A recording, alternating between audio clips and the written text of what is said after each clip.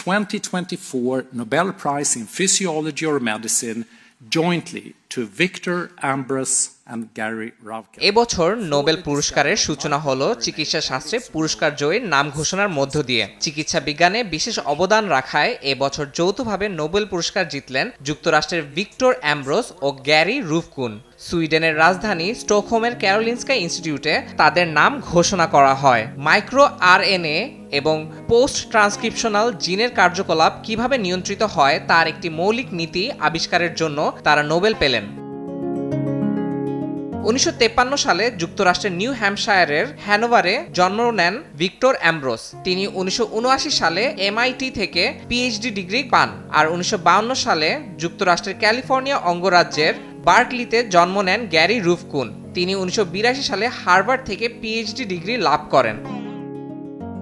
চিকিৎসা বিজ্ঞানের নোবেল ঘোষণার পর মঙ্গলবার পদার্থবিজ্ঞান, বুধবার রসায়ন এবং বৃহস্পতিবার সাহিত্যে নোবেল ঘোষণা করা হবে। শুক্রবার শান্তিতে এবং 14 অক্টোবর অর্থনীতিতে নোবেল পুরস্কার জয়ীদের নাম ঘোষণা করা হবে। ইয়াসিন মোহাম্মদ জিসান, সময় সংবাদ।